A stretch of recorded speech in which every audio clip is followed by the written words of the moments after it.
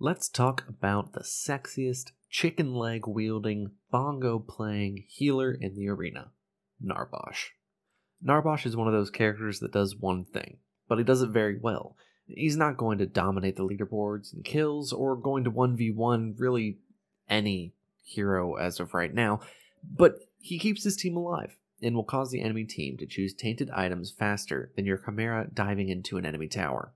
As always, I'll be starting with Narbash's abilities from most to least important, starting with his passive, Beat Drop. Narbash's basic attack and abilities generate stacks of rhythm which improve his abilities, stacking up to 24 times.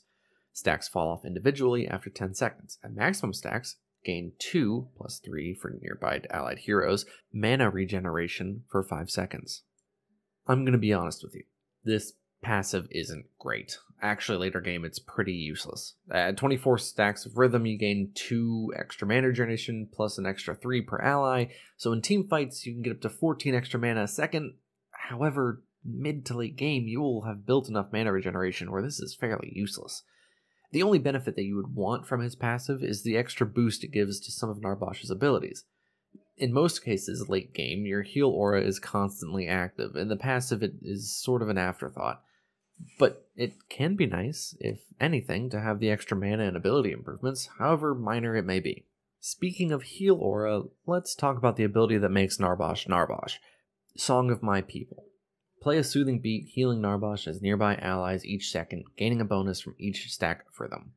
Each second the beat is active, the mana cost is reapplied, and it grants 1 rhythm stack.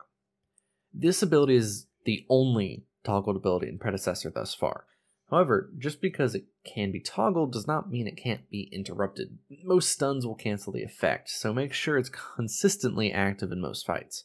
And although it is tempting with Narbash, being a melee character, he is support, all in all.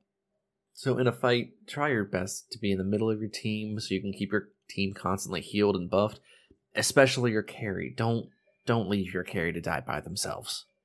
The second ability you should level should be Thunk. Thunk is a mid-range, easy-to-hit stun, very simple ability, but can come in clutch to knock out a Gideon or opposing Narbash out of their ultimate ability. I level this second solely for the reduction of its cooldown rather than an increase in damage scaling.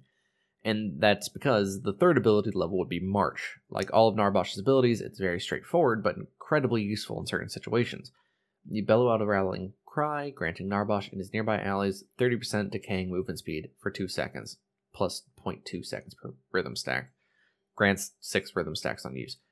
The ability is great to use to get away from a losing fight or push fights aggressively, especially if you can use it at max rhythm stacks, granting you and your team around 6 seconds of speed. There are a few reasons I chose to level this ability last, though. First off, leveling it up affects nothing. The ability does not get stronger or last longer the more you level up. Second, the ability drops off on usefulness if you're running solo and can't talk with your team, since you really want to communicate whenever you're about to use a speed buff to push or retreat. And as I stated previously, Narbash can't really deal damage, so a good Narbash should be focused on keeping his team alive and act as sort of the control tower of a team fight. Instead of tunnel visioning an enemy or trying to finish off a high value target, focus on thunking an interruptible ultimate or a carry that is chunking your teammates' health. A good support should be the reason you win or lose a team fight. So let's move on to the actual build. Rapid fire real quick. Requiem, Crystal Tear, True Silver, Tainted Totem, Galaxy Greaves, or Vanguard. Let's get into it. I'm trying to make my videos a little bit shorter and a little bit more to the point, so I'm just going to go over these items quickly and why you should grab them. Number 1, Requiem. Requiem, like most of my builds, starts off slow and will get better as it grows. The main reason you want to get this first is how it stacks Elegy. It stacks per hero death, any hero death, which means theoretically you want to get this before the first death of the game to get it up to speed as soon as possible. After a hero dies, you gain a stack of Elegy, gain 1 magic power and 10% mana regen.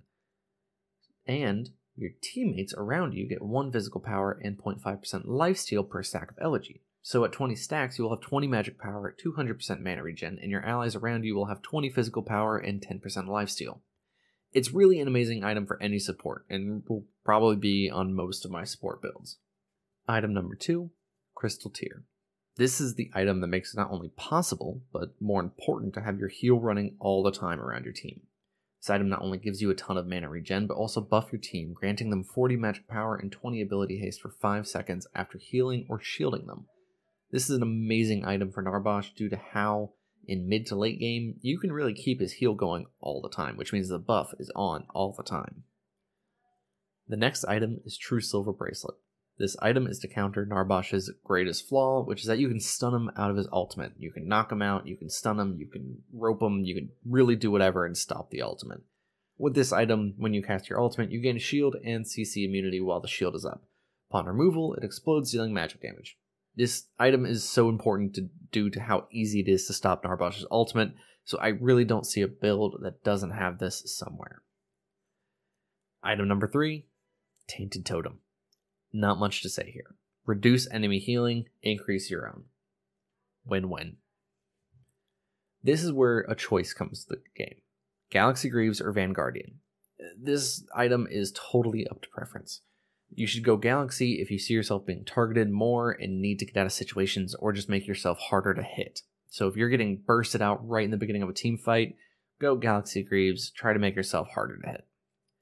Vanguardian if you're finding your teammates and can't really survive the ADC, or they just have a whole bunch of physical damage on their team. Both items are incredibly valuable. It just depends on what you're currently struggling with in that game.